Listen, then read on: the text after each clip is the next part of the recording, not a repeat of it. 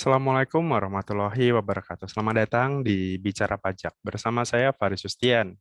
Di video kita kali ini, saya akan menjawab 10 pertanyaan yang ada di kolom komentar di YouTube saya ya, yakni sehubungan dengan SPT tahunan gitu. Contohnya seperti bagaimana pelaporan kalau yang omsetnya di bawah 500 juta bagi UMKM, kemudian bagaimana yang terkait pelaporan harta, kemudian bagaimana kalau misalkan e-formnya tidak bisa dibuka dan sebagainya. Jadi silakan disimak pertanyaan sekaligus jawaban yang saya rangkum berikut ini.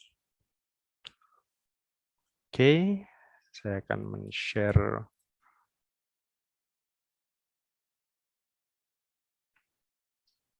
Oke, jadi di sini saya sudah merangkum beberapa pertanyaan ya. Totalnya ada 10 pertanyaan dari netizen yang ada di YouTube channel saya seputar SPT tahunan. Oke, kita mulai dengan pertanyaan yang pertama. Ini dari Bapak Novandri Prabowo. Izin bertanya, untuk pengertian SPT e-form ini apakah harus online? Bila merujuk pada IBM eViewer tahun lalu dapat dilakukan secara offline untuk pengerjaannya, ketika akan submit laporan baru dilakukan secara online. Karena untuk lampiran 3 akan banyak data yang kami input. Apakah sistem akan save otomatis dan diedit kembali tanpa harus kembali ke awal pengerjaan? Terima kasih atas penjelasannya. Oke, jawabannya adalah untuk e-form ini, e-form yang sifatnya PDF ini, itu bisa dikerjakan secara offline. Jadi pada saat kita sudah mengunduh filenya, kita sudah mengunduh di DJP Online filenya, sekaligus kode verifikasinya yang dikirim ke email. Setelah itu kita tinggal isi saja tanpa perlu ada koneksi internet. Kemudian pada saat kita isi, kemudian ternyata kita baru sampai di lampiran ketiga nih, kita baru sampai di kredit pajak misalkan atau bukti potong tadi ya yang banyak harus diinput. Nah, silakan pada saat kita mau isi kembali mungkin esok harinya itu silakan di save as ke folder di tempat lain. Jadi di PDF itu ada fitur namanya save ya. Jadi tinggal kita save aja dan pada saat kita save itu biasanya akan meminta eh, file tadi itu diletakkan di folder yang berbeda pada saat kita download pertama kali. Contohlah, katakanlah pada saat kita download file e-form tadi, itu letaknya di folder download ya biasanya, folder download. Nah, kemudian pada saat kita mengisinya, silakan itu dipindahkan pada saat kita mengisi dan save as tadi, silakan file tadi di save as ke folder katakanlah ke My Dokumen, misalkan ke My Dokumen, ke desktop atau ke drive yang lainnya misalkan. Seperti itu. Jadi kalau sudah seperti itu, maka ketika kita nanti buka besoknya, itu berarti yang kita buka nanti itu adalah file atau lampiran terakhir yang kita buka. Jadi bukan diisi dari awal lagi, tapi di file yang lampiran yang terakhir kita buka itulah kita bisa mulai dari situ. Jadi tidak perlu dikerjakan dari awal lagi. Jadi pastikan pada saat kita save itu pilih folder yang berbeda dengan folder yang pada saat file itu di-download pertama kali. Jadi awalnya katakanlah di folder download, kemudian silahkan dipindahkan ke file dokumen boleh, drive di pekerjaan boleh, di desktop juga silahkan. Jadi seperti itu jawabannya. Oke, kita masuk ke pertanyaan yang kedua dari Teral Indonesia. Mau tanya Pak, untuk SPT Badan e-form setelah klik menu kirim, kenapa ya nggak bisa balik ke induk lagi? Harus lunasi KB, harus lunasi kurang bayarnya. Saya mau balik ke induk dulu karena ada yang mau direvisi. Terima kasih sebelumnya.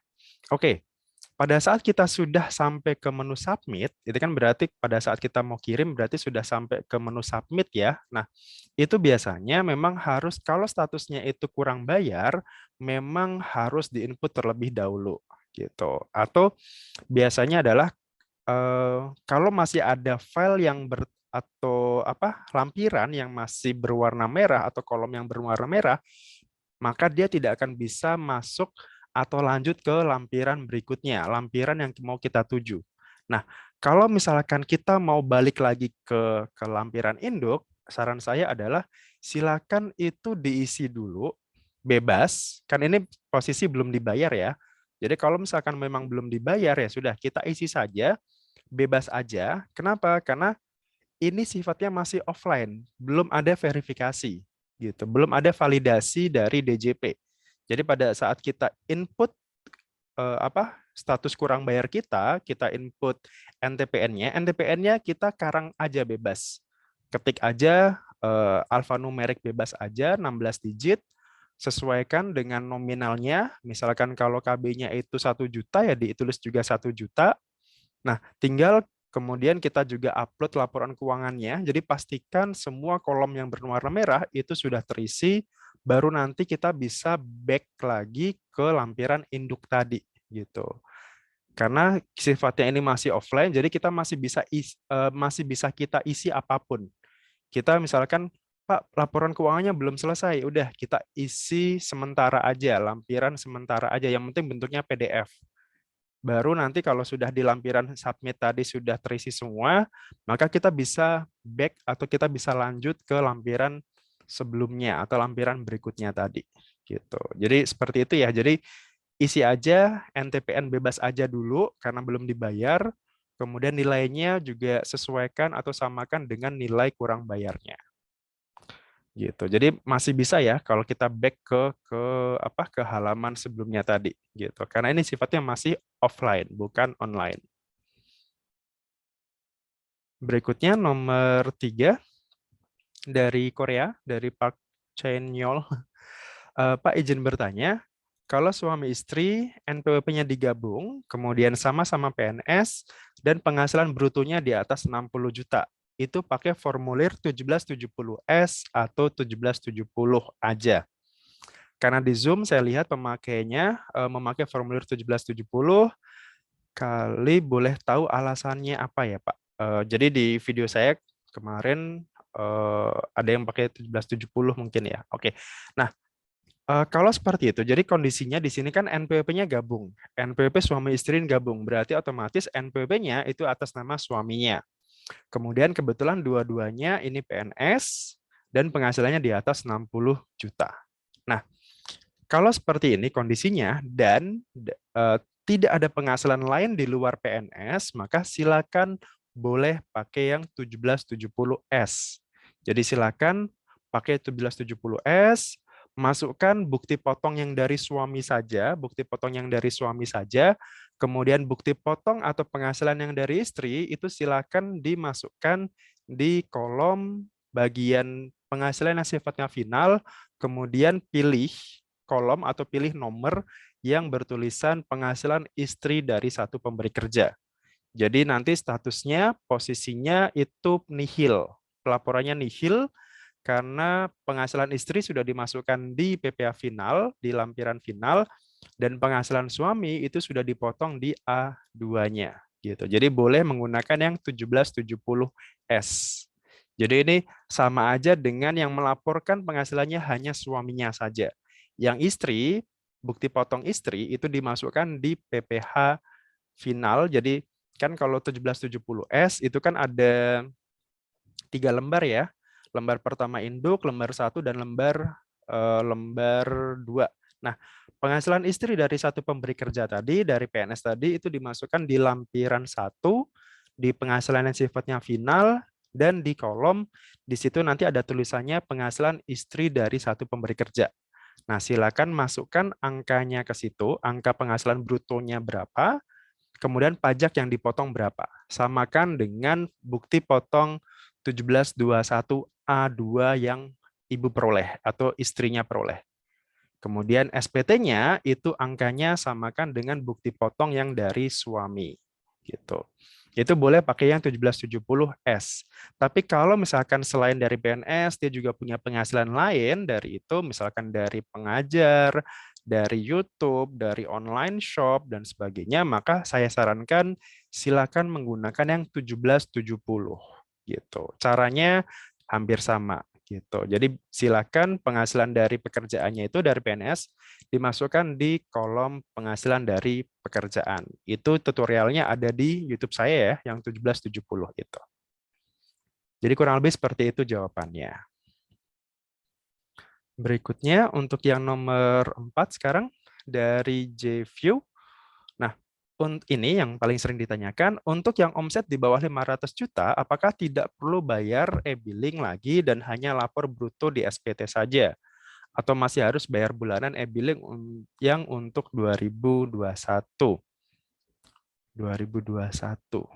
Oke, omset jadi penghasilan tidak kena pajak untuk UMKM itu kan ada layernya ya sekarang ya. Jadi kalau selama omset Anda di bawah 500 juta sesuai dengan Undang-Undang HPP kemarin, maka itu tidak perlu bayar pajak gitu. Jadi misalkan omset bulan Januari 100 juta. 2022 ya. Omset Januari 2022 itu 100 juta. Oke, Januari tidak perlu bayar pajak. Februari 100 juta lagi. Februari tidak perlu bayar pajak karena masih di bawah 500. Oke, misalkan di bulan sampai dengan bulan Mei itu sudah 500. Oke. Maka nanti di bulan Juni nanti omsetnya katakanlah 100 juta juga misalkan. Bulan Juni 100 juta. Maka mulai bulan Juni itu baru bayar yang 0,5%. Tapi ini khusus UMKM orang pribadi ya, karena badan tidak dapat fasilitas ini.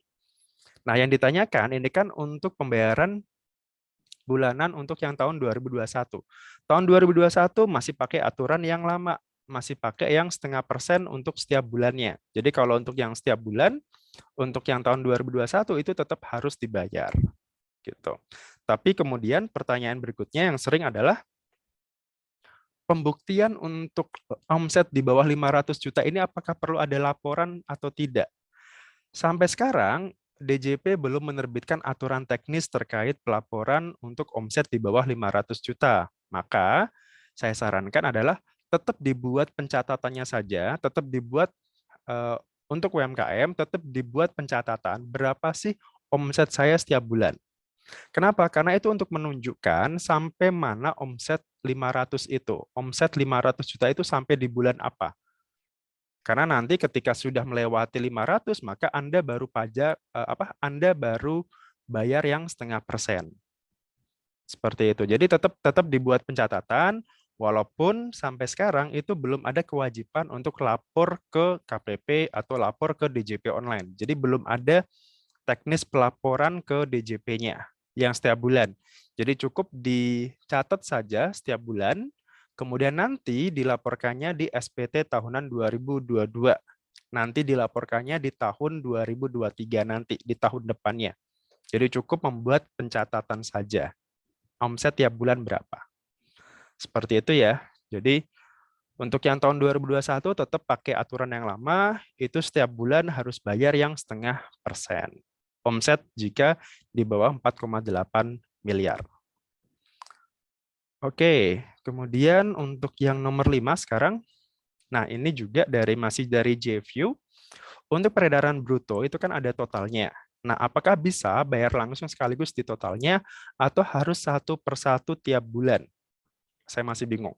Oke, untuk UMKM, untuk penghitungannya sudah dijelaskan di aturannya di PP 23, Peraturan Pemerintah tahun 2018, nomor 23 ya. Di situ dijelaskan untuk UMKM pajaknya adalah sebesar 0,5% dari omset setiap bulan dan itu harus dibayarkan setiap bulan gitu.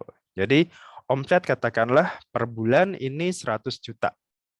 Maka 100 juta pajaknya berapa di bulan Januari? Kalikan 0,5%, dibayarkan paling lambat nanti di tanggal 15 Februari, bulan depannya.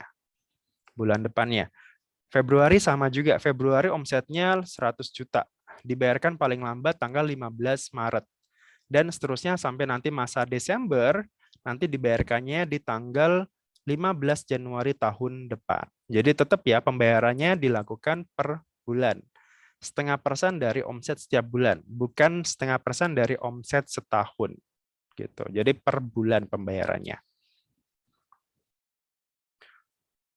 Kemudian nomor 6, untuk bunga deposito, apakah harus dilampirkan juga bukti pajaknya, Pak? Bank kadang ada yang tidak mau memberikan bukti potongnya hanya berupa portofolio nasabah selama 1 tahun. Nah, untuk bunga deposito itu kan sifatnya PPh final ya, dikenakan di PPh final. Itu tarifnya adalah 20% dari bunga deposito yang kita terima. Misalkan kita terima bunga setahun itu 1 juta, pajaknya itu berarti tinggal kita kalikan 20%. Nah, kemudian bukti potongnya itu harus dilampirkan tidak? Jawabannya adalah tidak perlu gitu. Jadi Ibu Nurul Fitri hanya perlu melampirkan penghasilan di depositonya di bunga ya. Jadi lampirkan di kalau di 1770 itu di lampiran ketiga di penghasilan yang sifatnya final, di situ yang paling atas kalau nggak salah nomor 1 itu penghasilan dari bunga deposito. Silakan masukkan penghasilan bunganya ya, bukan penghasilan depositonya, tapi penghasilan bunganya berapa, kemudian pajaknya adalah 20% dari bunga tersebut. Kemudian harta depositonya itu jangan lupa dimasukkan di kolom daftar harta. Jadi daftar hartanya dimasukkan di kolom harta, bunga depositonya dimasukkan di kolom penghasilan final, tarifnya itu adalah 20%. Bukti potongnya tidak perlu dilampirkan. Seperti itu. Kemudian dari Petu, makasih Mas Faris, saya sedikit bingung mengenai pelaporan harta.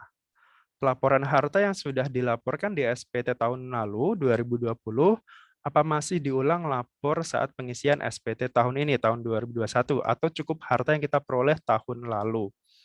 Terima kasih. Nah, untuk harta sendiri posisinya adalah yang harus kita laporkan adalah daftar harta yang masih kita miliki sampai dengan 2021. Artinya kita posisi lapornya adalah tahun 2021.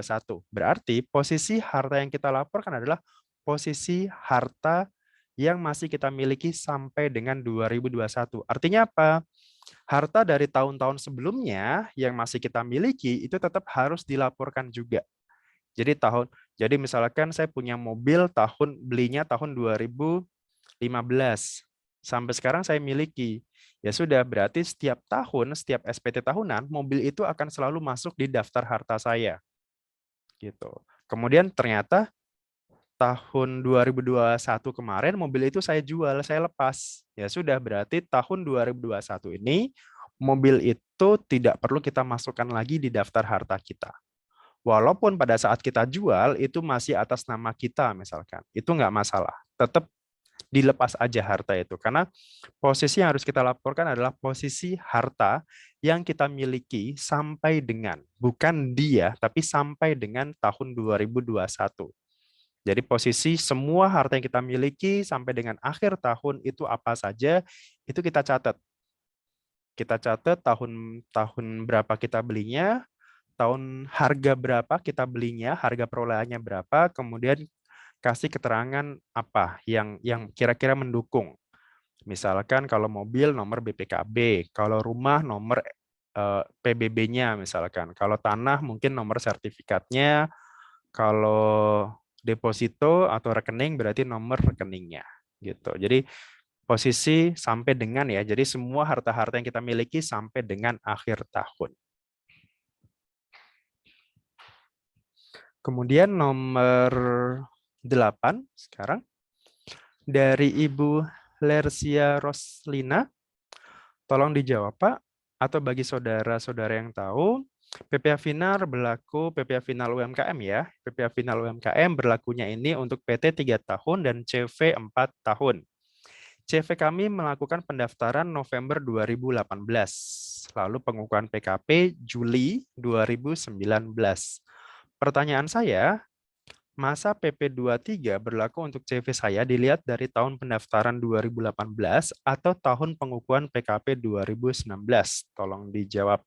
Oke, untuk CV berarti kan 4 tahun ya tadi. 4 tahun dihitungnya dari mana? Dihitungnya dari tahun berdirinya atau tahun sejak 2018 atau sejak berlakunya PP 23. PP 23 itu berlakunya tahun 2018. Artinya kebetulan ini sama ya. Tahun berdiri CV-nya itu adalah November 2018. Berlakunya CV, berlakunya tarif UMKM setengah persen itu juga tahun 2018.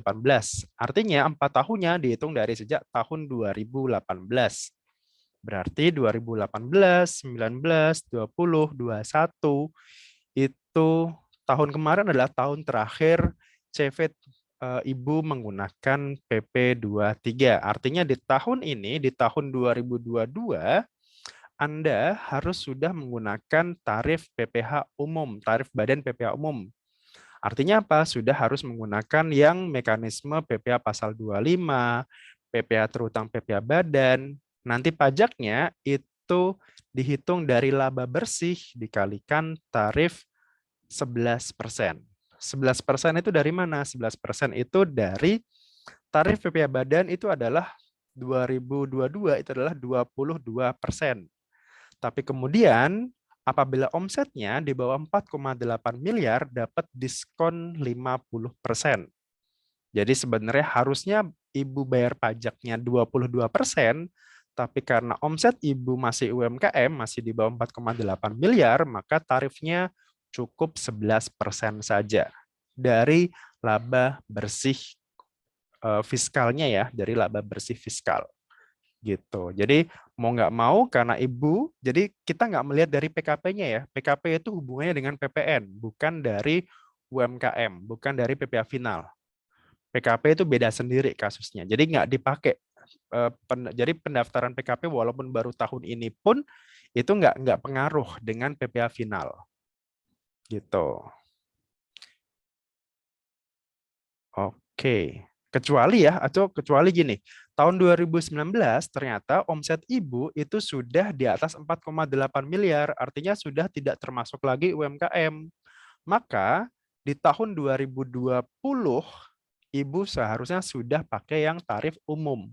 Kenapa? Karena sudah tidak memenuhi syarat untuk yang UMKM lagi. Gitu. Jadi sudah tidak berlaku aturan PPh final buat Ibu kalau sudah bukan UMKM. Gitu. Tapi kalau masih UMKM, yang dilihat adalah tahun pendaftaran atau dari sejak tahun 2018. Kalau CV-nya baru berdirinya itu tahun ini, tahun 2022, berarti 4 tahunnya dihitungnya dari tahun ini. Berarti 2022, 23, 24, 25. Tahun 2025 adalah tahun terakhirnya nanti. Kurang lebih seperti itu ya, Ibu Lersia Roslina. Oke, berikutnya nomor 9. Oke, dari Bapak Subakhi ini juga biasanya termasuk langganan ya, kalau yang sering bertanya.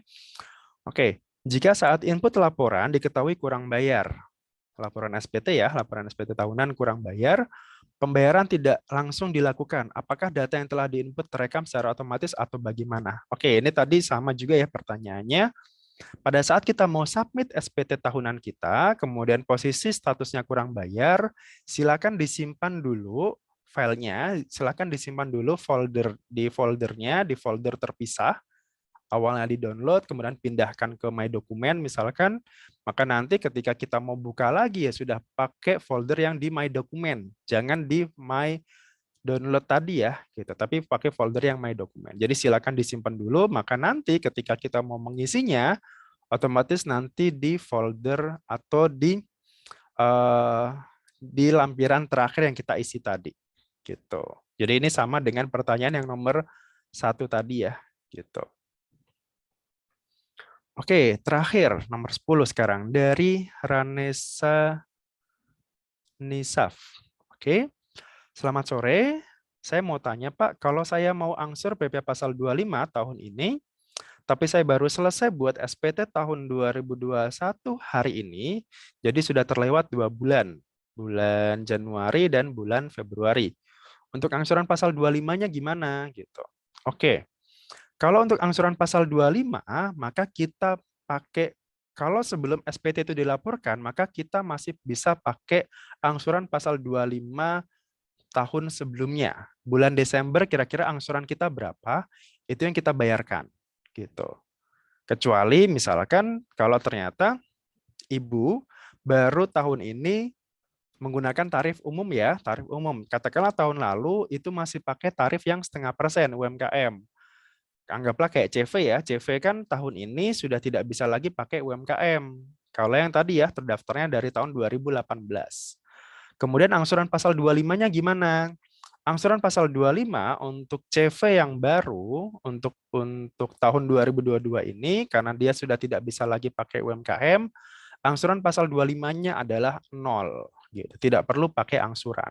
Kalaupun harus mau pakai angsuran itu silakan saja gitu. Yang penting tidak sampai keganggu cash flow-nya.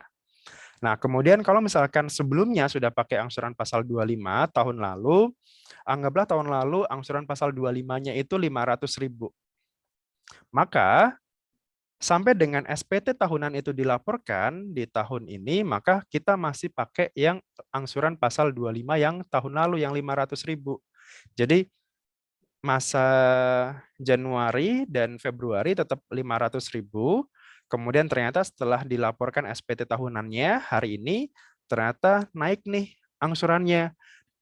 Dari yang awalnya 500 menjadi 600 misalkan. Maka nanti mulai masa Maret nanti baru nanti dilaporkannya tiap bulan itu 600.000